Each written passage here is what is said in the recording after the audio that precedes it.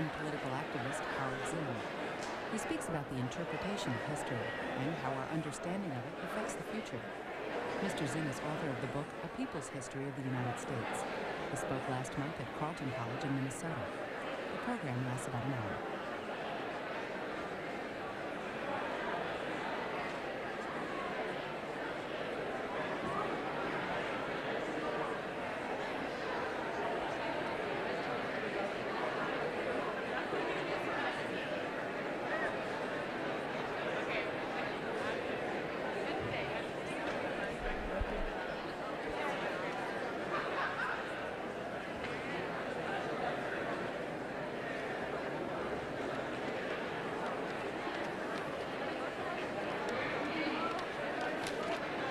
Good morning.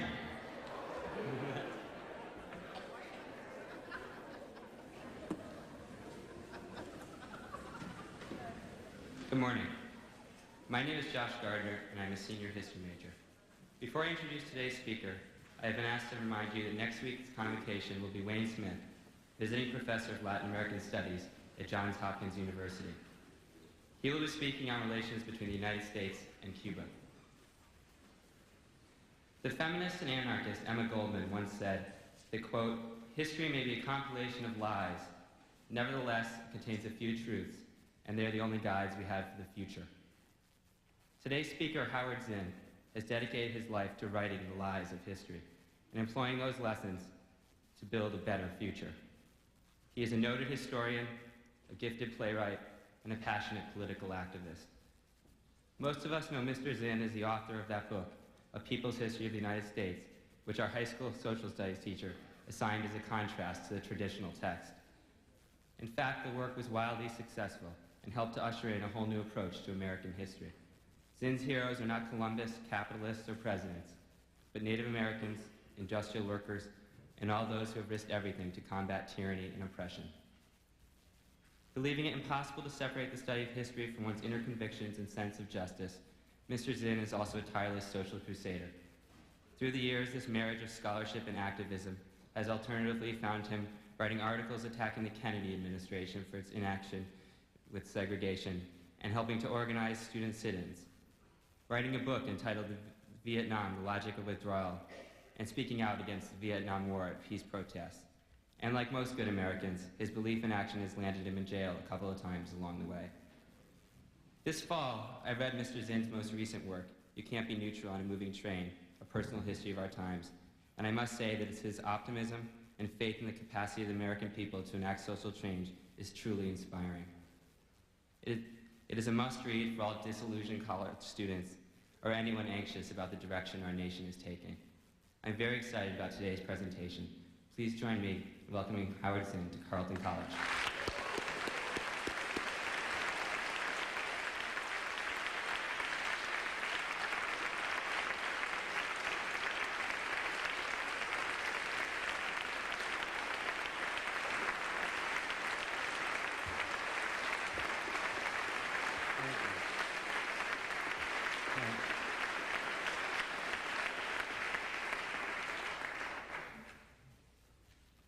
Well, thanks.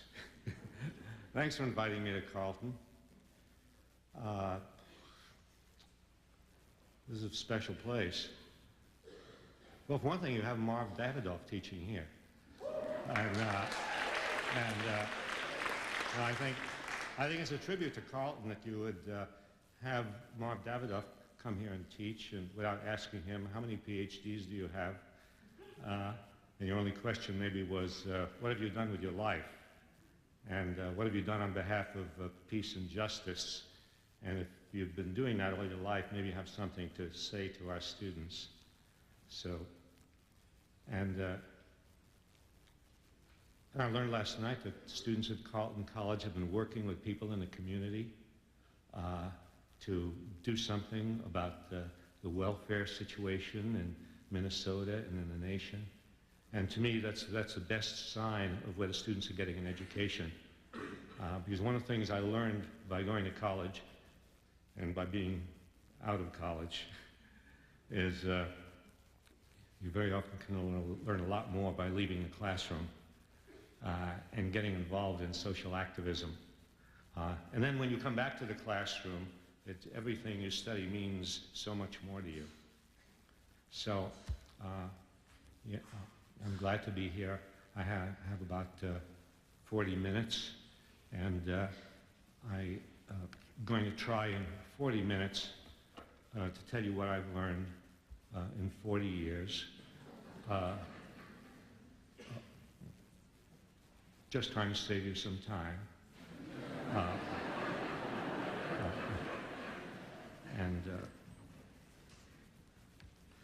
Well, I promised I would talk about history, and sometimes I keep my promise. And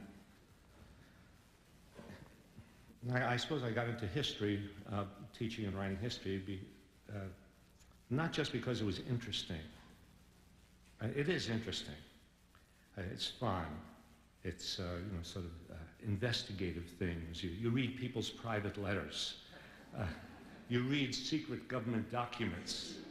You read things that the government doesn't want you to know. Yeah, so it's interesting. But it's much more than that. I think I really got into history not just because it's interesting. I didn't want to just be one of those historians who sort of goes into the past and gets lost and never comes out. You know, I wanted to go into the past and come out and see what I could find out from the past that would be useful in what is happening in the world today. And because I came to the conclusion that history is a kind of life and death matter. I read George Orwell, and probably you know some of George Orwell's works in 1984 on Animal Farm. Maybe his lesser known but very, very remarkable book, Homage to Catalonia. But in 1984, at one point, he says, talks about the control of history. He says, whoever controls the past controls the future. And whoever controls the present controls the past. So that those people who control what we know today, that is the mass media, the government, the educational system, the textbook publishers, the people who control what we know today are determining our future. Unless we break away from that, and unless we begin to learn things for ourselves, and there's nothing more important in education than breaking away from the authorities, breaking away from the books that are given you, from the things that are told you, from the television broadcasts that are aimed at you, and just going out and looking for yourself, looking in the dark corners of the libraries, picking up the things that are handed out on street corners, really, just getting information that you can't get anywhere else. And so I decided history was important. You can tell the importance of history by how much controversy is raised when people start to write or speak a different kind of history. Have you noticed how much excitement there's been? I almost use the word hysteria about the new history. There's about the reteaching of Columbus, or a new view of the bombing of Hiroshima and Nagasaki, or an expansion of the curriculum to go beyond the usual tributes to Western civilization, and to talk about the third world and non-Western civilizations, and those people who've been humiliated by Western civilization. Notice how, when I say excited, when I say hysterical, I'm not exaggerating too much. I mean, people, they will say things like,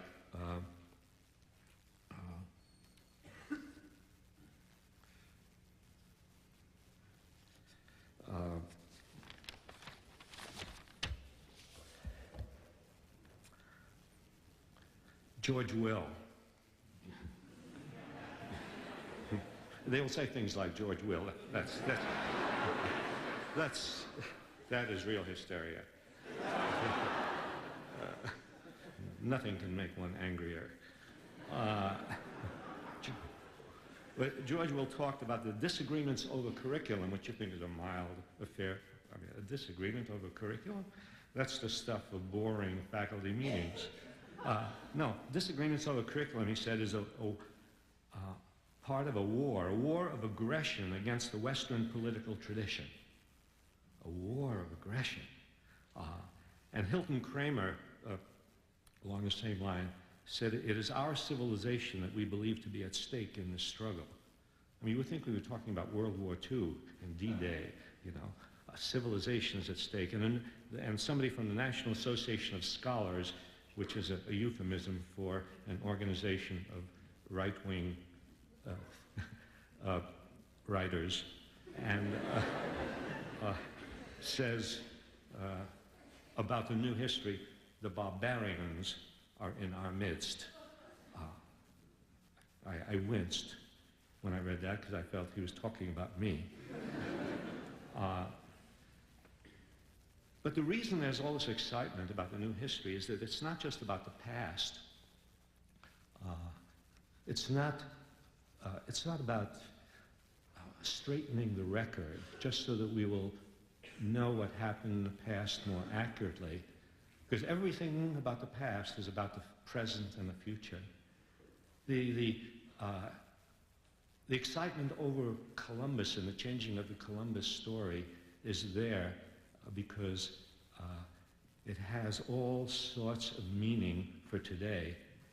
Because when you start to reconsider Columbus, always looked upon as a hero, but generation after generation after generation, and it's interesting, isn't it? Here is a liberal democratic country, a marketplace of ideas, etc., etc.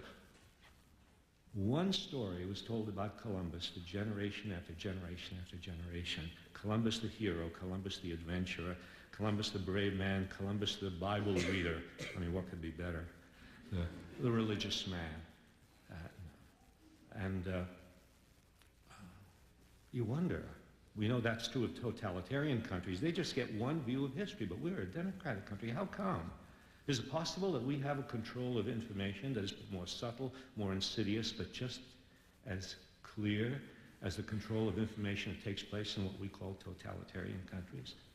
But there's a reason for this, and that is Columbus represents Western civilization at its worst. Oh, there is Western civilization at its best. You know, and there are nice things you can say about Western civilization, about advancements in technology and medicine and science and education. Yes, there are positive things you can say about Western civilization at its best, but there's also Western civilization at its worst. And that's what Columbus represents. And by that I mean aggression, expansion, the enslavement of other peoples, the assignment to other peoples of a status less than a human being, which is what Columbus assigned to the Indians that he found on Hispaniola, enabling him to enslave them and kidnap them and torture them and kill them. That was omitted for generation after generation because it raises too many questions about the human costs of what is called progress in Western civilization. Raises too many questions about greed, because after all, Columbus came here not to convert the Indians to Christianity, although we talked about that. But he came here for gold. And to honor that, to honor the killing and kidnapping of other people for profit is something that's been going on for too long. And to question that is to question capitalism. Really. I think there's a connection. I know this is hard to take, because we all love capitalism. We have to. We're in the midst of it. It surrounds us, right? We must love it, you see. And to suggest that there's some connection between capitalism and ruthless greed is troubling, you see. I remember reading a description of capitalism as the adjectives used was savage, unbridled capitalism. And then I looked to see who said that, and I thought, well, it's obviously some communist. Right? It was Pope John Paul, you see, which made me worry a little about him. And I wouldn't be surprised if after he said that in an interview with an Italian journalist, I wouldn't be surprised if after that he had ended up on the FBI's list. I could just see the FBI people filing through their photos. Oh, there's the Pope. Yeah. Savage, unbridled capitalism. Yeah, so the Columbus story is a story not about yesterday, but about today. And the rethinking of the bombing of Hiroshima is not just a question of correcting the record of what happened in August of 1945. It's a question of asking about the bombs that we are stockpiling and have been stockpiling ever since World War II. Asking why we, the Soviet Union, and whatever other countries are carrying nuclear weapons, why we've been ready to do the same thing as was done in Hiroshima and Nagasaki, only to do it many times over, and ask whether we are still in the psychology, and whether our leaders are still trying to keep us in the psychology of justifying the large-scale killing of people just so long it's for a good reason. Governments,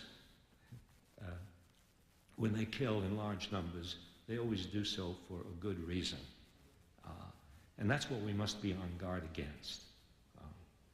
So these are not past issues, these are present issues, things that we that tell us that we study history because we want to understand something about our time.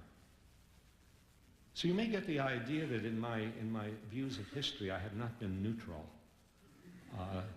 I never considered myself a neutral teacher. I always start my classes off by telling students right off, I said, this is not going to be a neutral class. I would say, you can't be neutral on a moving train. Put another way, the world is already going in certain directions, certain terrible directions. Wars are taking place. People are getting killed. Landmines are exploding. Children are going hungry.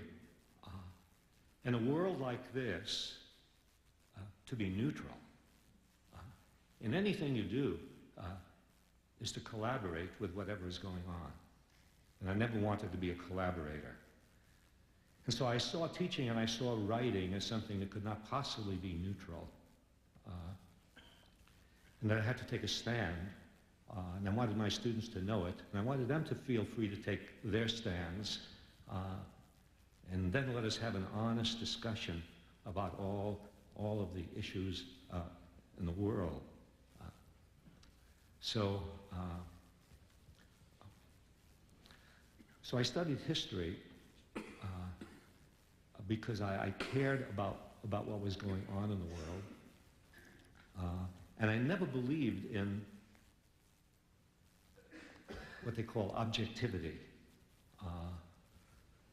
Unless objectivity means not deliberately lying, not distorting, not concealing information that it goes against what you've declared yourself for.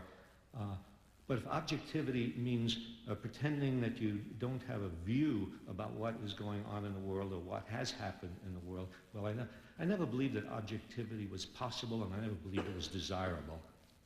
I never believed it was possible because in doing history and writing history and teaching history, you're always selecting out of an enormous body of data. And it can only be a very, very tiny selection out of that great body of information, inevitably. And what you select, or, as in most cases, what is selected for you by whoever produces the textbooks, or whoever prints the newspapers, or whoever gives you the news at 11 o'clock, whatever is selected for you is dependent on the viewpoint of the selector. And so I understood that there could be no such thing as an objective presentation of the facts of the past, that selection always depended on the point of view of the selector, and that the most important question you could ask about anything, any set of historical facts presented to you is not so much, is this a false fact or is it a true fact? The most important question you can ask is, what has been left out? What hasn't been told me? Just as things were, they didn't lie about Columbus when they said he was a brave man and a religious man. No, they just omitted things.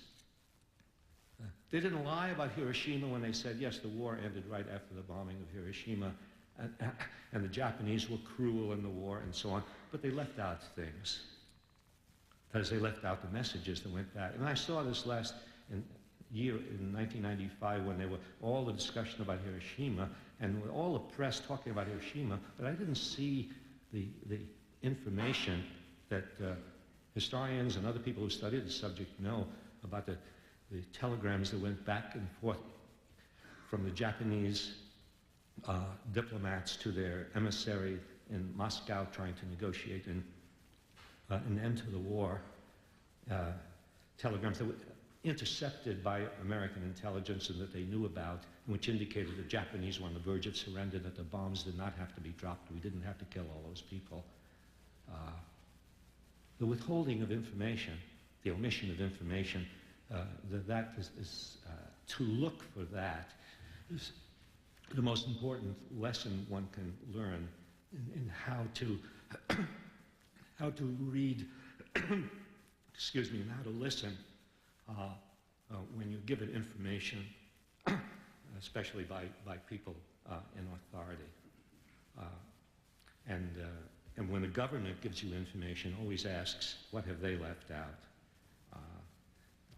The government, not long ago, a few years ago, there's a scholar who resigned from a government commission that advised the State Department on its production of volumes on foreign relations to the United States. He resigned because the United States government insisted on holding to its rule that it could not print information, documents of American foreign policy, unless they were at least 30 years old. That is, it could not talk about anything that happened within the last 30 years. But he said it went even further, that even when they produced volumes on events that happened more than 30 years ago, they were lying about it. They were distorting, and he resigned because he saw the volumes they were producing about 1952, 53, 54, and he said the government has distorted and left out information about what we did in Iran in overthrowing that government, what we did in Guatemala in overthrowing that government, what we did in Southeast Asia in helping the French to maintain colonial control over Indochina, and so he resigned his job. So, government documents have to be inspected very closely, and the question asked, what have they left out? The great journalist I.F. Stone, when, if you don't know who he is, find out. He's one of the great journalists in American history, and when he would speak to classes of journalism students, he would say, some of the best advice I can give you as people who are going to be journalists can be summed up in 2 words: governments lie.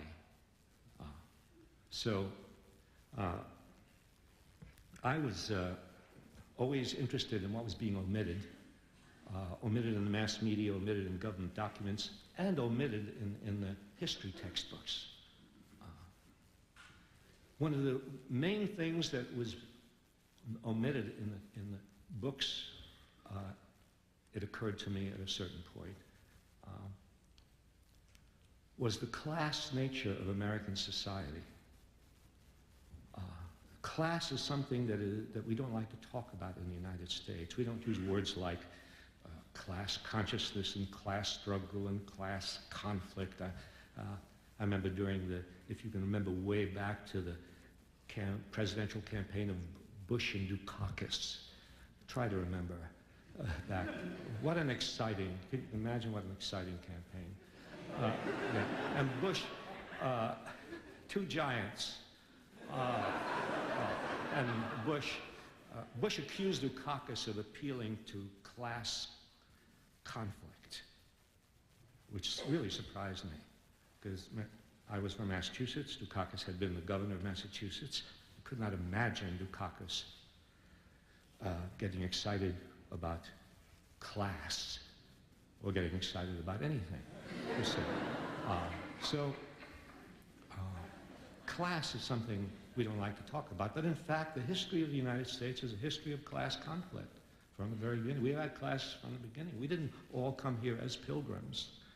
I remember that was the impression I had, and after going to school, everybody came here and they dressed like those people, in those funny clothes, you know, and we were all equal. And somehow some people ended up very rich and some other people ended up poor. How did that happen? You know, I guess some people must have worked much harder, you know, like 1,000,000 times harder, you know.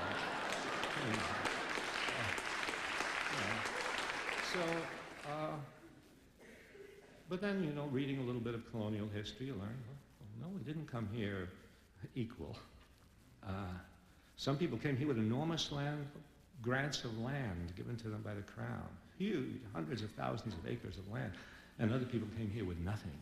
Of course, black people came here with less than nothing, and they came back here as slaves. And white people came as indentured servants, and others came with no property. And from the very beginning of our history, in the 17th century, we were already rich and poor. We were already people with wealth and power, and other people with nothing.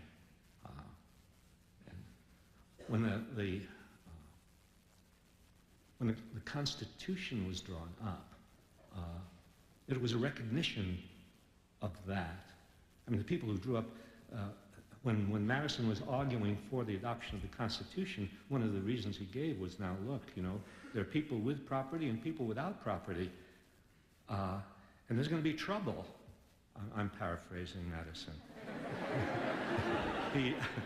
He really, he wrote so elegantly, and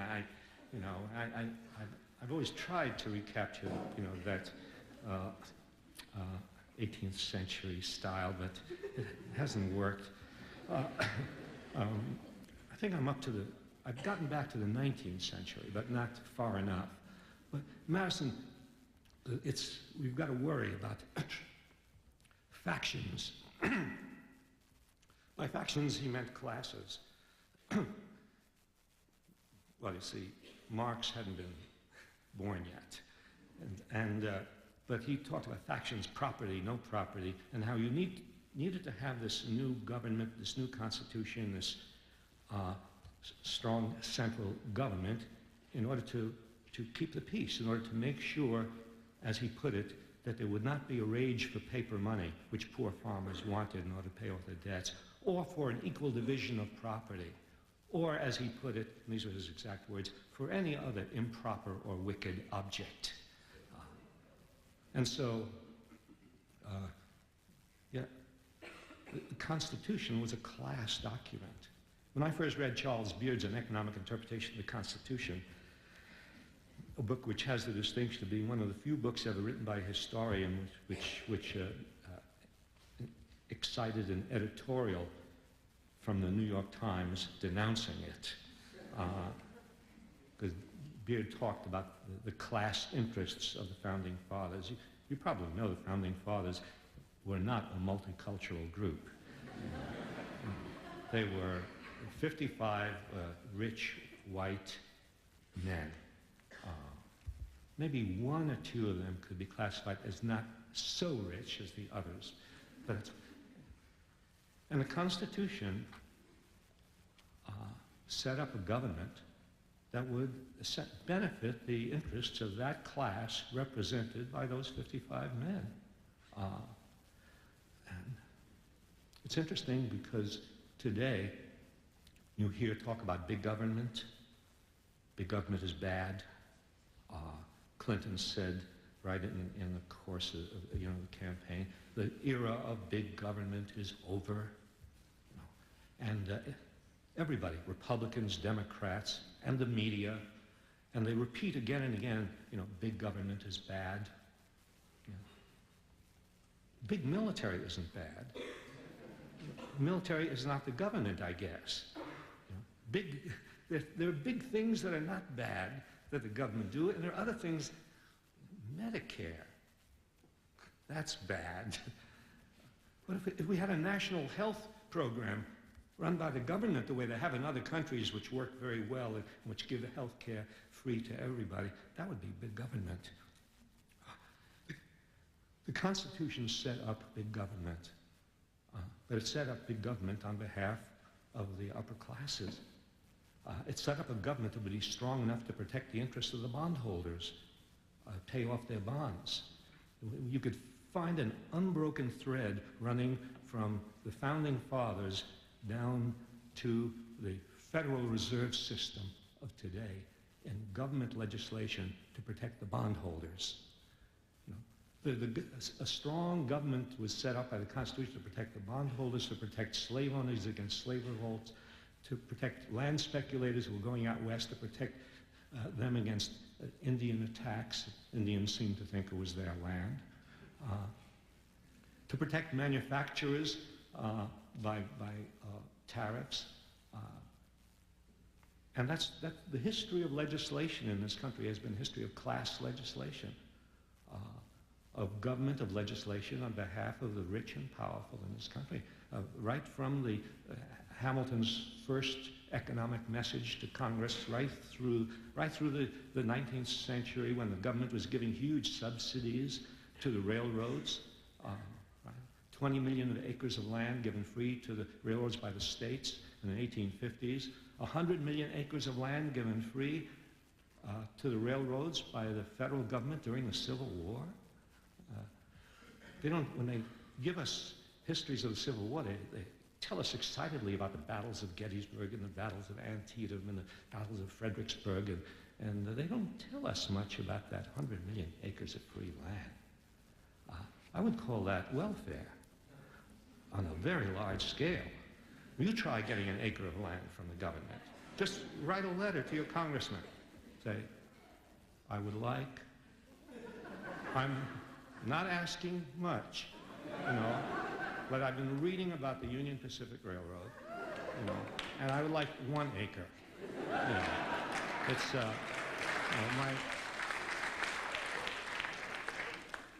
it's for my family. Yeah, I believe in family values.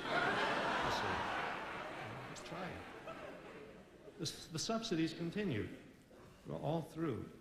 The higher and higher tariffs to protect the manufacturers. Subsidies. In World War II, the aircraft industry in the United States would have collapsed if not for the government supplied 92% of the capital for the aircraft industry in World War II. Billions of dollars. And at the end of World War II, when we didn't need the warplanes anymore. You could argue before that, well, we needed it for the war. After the war, the government continued to subsidize the aircraft industry, which would have gone out of business if not for government subsidies. And you can read the memoranda that went back and forth between Assistant Secretary of the Air Stuart Symington and the heads of Lockheed and the other aircraft companies, in which Symington says, don't worry, fellows. That's also a paraphrase. Or maybe it's an exact quote. Don't worry, guys. We'll take care of you. He said, in one of his letters, he said, let's not call it subsidies. Let's call it security. Well, I think welfare mothers around the country should say, we're not asking for welfare. We're just asking for security. That's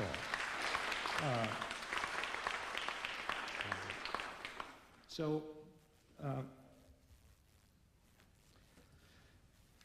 Anyway, the whole history of I remember the history that I learned in high school, the history of the wonders of the Industrial Revolution, how great it was that the railroads went across the continent and the steel mills went up and the United States became the #1 economic power in the world. But I didn't learn, and this was omitted from the book, I didn't learn about the human cost of what was called progress, of industrialization, of the improvement of technology. I didn't learn about the girls who went to work in the textile mills of New England at the age of 12 and died at the age of 25.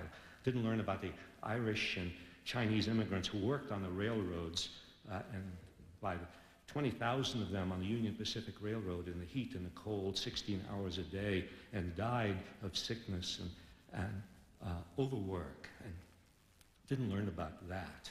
No. Instead, we got things like, these were the gay 90s. How gay? Well, I won't question the word gay when it comes down. Were all people like that in the 90s? Were people happy in the 90s? It was the roaring 20s, the jazz age, the age of prosperity. I mean, right up through graduate school, I was getting the same designations for these periods. And you had to look behind these overall statements about a period to say, well, but how are ordinary people living in those? How are ordinary people living in the gay 90s? What about the kids, the children who in Philadelphia who died by the thousands in the 90s in the Depression of 1893, that they were drinking polluted water from the river while the rich had clean water? Water is a class phenomenon, just as fire is a class phenomenon. The people who die in fires are the people who live in those little houses that are susceptible to fire or who have to use heating equipment, that can explode and so on. All this omitted. And today, we are expected to estimate the state of our society and the state of our economy and the prosperity of our people. How? By looking at these overall statements made. The economy is up. The figures are given to us, which are sort of aggregate figures. Unemployment has gone down. I just saw a figure just the other day. The average income of Americans has risen. You average Donald Trump and a factory worker, and the average has definitely gone up. The Dow Jones average, every night without fail, the Dow Jones average. And we're supposed to, after we get that night after night, begin to believe that the Dow Jones average is an accurate reflection of how people are living in this country. The Dow Jones average has gone up. I feel wonderful.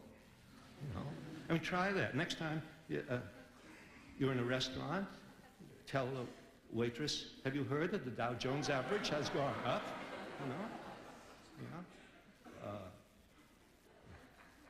I'm sure you'll get much better service when you cheer the waitress up with that news.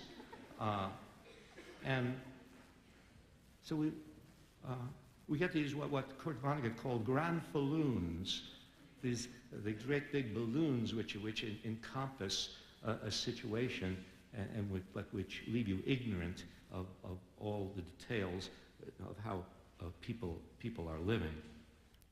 And so it's possible to believe that we are living well if you just pay attention to the Dow Jones average, or if you just stay in one part of the city, and if you don't venture into another part of the city. But you have to, in every city in this country, if you go from one end of the city to the other end of the city, you will see what a class society we live in.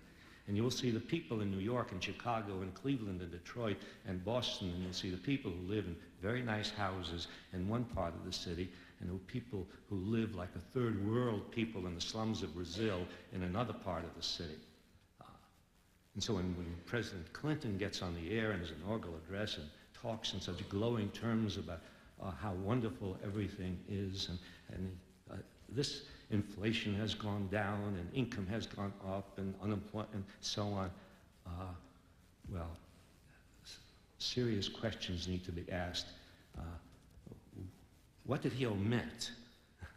He seems to have omitted the fact that every year in this country, 40,000 children die before they are 1 year old. That in infant mortality, the United States ranks 20th among 20 industrialized countries in the matter of dealing with infant mortality. That there are parts of American cities where the rate of children dying, of infants dying, is like the rate in Bangladesh or Guatemala. These are the things, you know, omitted in these very romantic descriptions of how well we are doing. And it's possible to live in the United States because we are a very rich country and we have many, many signs of wealth, and we do have a big middle class, even though that middle class is very nervous. But we do have all the signs, and it's possible to not to pay any attention to the 30 or 40 million people who don't have health insurance and to the kids who are dying. And by the way, of those kids who are dying, half of them are black. And 13% of the population is black, but 50% of the kids who die before they are 1 year old are black. Class and race intersect. Poverty and race intersect again and again. So,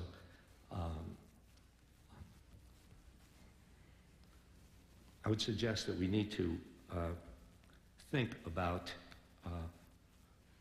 not just that, but how things have been omitted about other issues than class, about war, about race. When things are omitted, and when you don't know any history, it's as if you were born yesterday and anything can be told to you. Because if you were born yesterday, the president can get on television and say, something has happened in this part of the world, we must go over there and bomb for freedom. And you have no way of checking up. You have no history to check up on this. You don't know, if you don't know any history, how many times heads of states have gone to microphones and asked the young people of this country to give up their lives and to cause other people in other countries to give up their lives for something that the government has designated as a war for freedom or for liberation or for democracy or to end all wars.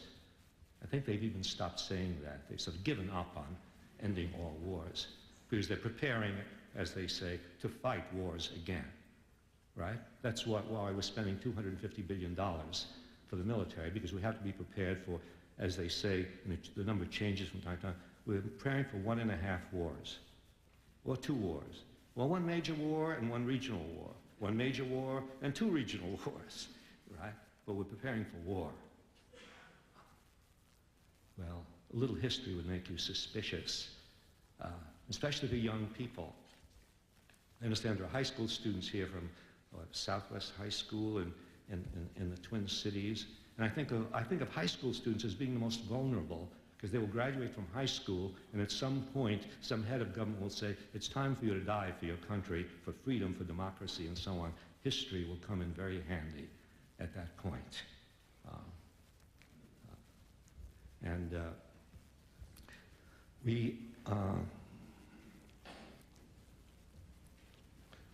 Black people, Native Americans,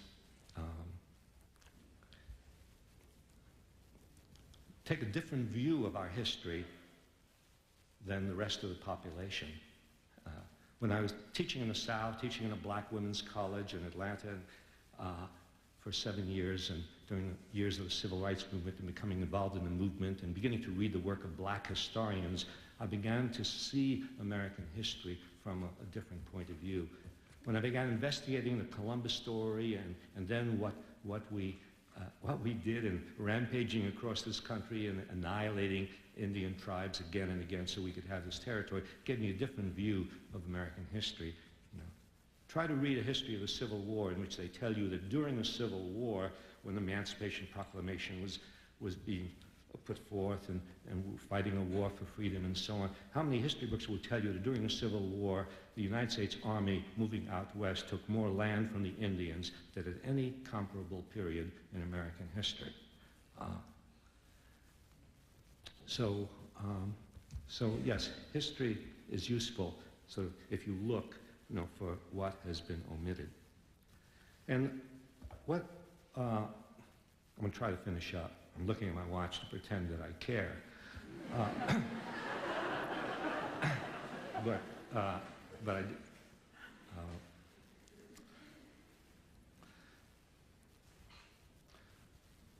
Well, one of the things I have learned both from reading history and from participating in social movements, from the civil rights movement and the anti-war movement, and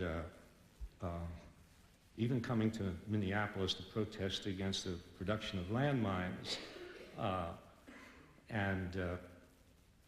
One of the things I've learned from that kind of experience is if we're going to change things, if we're going to become more conscious of what is happening to people in the rest of the world as a result of our policies. I heard a friend of mine once said, when he was asked, being critical of his country, why don't you move to another country? He said, well, I'm not going to move to another country because then I'll become a victim of our foreign policy. You see. But how does change come about? How are we going to do anything about all of this? You know? I mean, one thing is clear. Real change is not going to happen in this country as a result of voting. I'm sorry to say that because I know we're all brought up on this. We're taught, this is democracy. Democracy, the highest act of citizenship is to go to the polls every 2 years or 4 years and to pull down that little lever. You've done your job. Now you can go home and we'll take care of the rest. And they do, you say. But voting, historically, voting has not made any major changes. And I saw a bumper sticker not long ago which said, if the gods had intended us to vote, they would have given us candidates.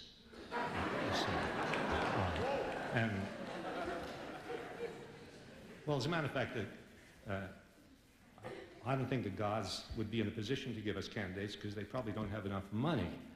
You see, you need money to get into the electoral process, And if Jesus or Moses or Buddha or Muhammad showed up at the White House, without money, they would not be allowed in, right? They would need $200,000 to have dinner with Clinton. Or if it was a Republican president, they would need $300,000. You see, that's the difference between the Republicans and the Democrats. It's an enormous difference.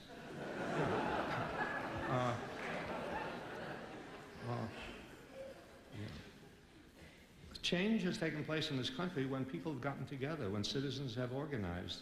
I mean, slavery was not done away with by a Lincolnian edict. Slavery was done away with by the growth of a great anti-slavery movement in this country, of black and white abolitionists who put pressure on Lincoln again and again and again and on Congress until finally they began to act. And then they had to do it again in the 1960s when, again, Kennedy, Johnson were not going to act until black people took to the streets and went to prison and were beaten and were killed. Citizens got together and organized and took risks, and only then was racial segregation done away with in the South. The labor movement, the 8-hour day, was not won by the kindness of employers deciding to give the 8-hour day, or by the initiative of government. Not at all. The 8-hour day was won by workers in the 19th century and 20th century going out on strike, facing the National Guard and the Army and struggling and changing the conditions of their life. And women did not get to the point of this new feminist consciousness that we have today because of any government initiatives. They did it on their own. And disabled people did not win the right to wheelchair access or have the streets changed so that they could move around. They did not get this because Congress or the president or because somebody who was just elected did anything about it. No, the channels of government that they always tell us to use, go through channels. They're not channels. They're mazes into which we are invited to get lost. And so what we've learned historically is that you don't go through, the channels won't do it. The channels will only begin to work when citizens organize and create a commotion. Garrison, the abolitionist, said to somebody who urged him to be more moderate, he said, "Slavery, sir, will not be overthrown without excitement, a tremendous excitement." That's still true today. We need a new movement. The possibilities are there. People have common sense. You mustn't mistake the silence of people for not caring. I learned that by being in the South and in the late 1950s and seeing what seemed to be, well, nobody was doing anything. Things were quiet. You don't know what people are thinking. You don't know what people are feeling. You don't know what indignation is building up in people who know that something is wrong.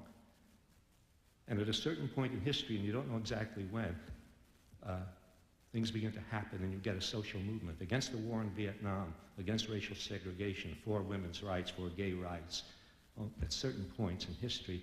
But the only way it happens is if people do things, the smallest of things that don't seem to go anywhere, things that don't seem to have any immediate effect. But that's how social movements build, on the basis of huge numbers of small acts that people take and that finally come together at some point. And if you do this, well, life will be different. It'll be better. Sure, you need economic security and you need jobs and not everybody can be a Marv Davidoff and become a full-time activist. You must go to the movies sometime, Marv. But you have to do those things. You have to have some security, but that's not enough. You don't want to be able. It won't be important that your grandchildren think of you. Oh, wow, my grandfather and grandmother had 3 houses. I'm so proud. You say. No, there's a picture of them on a picket line. There's a picture of them in some struggle for justice, so that even if we don't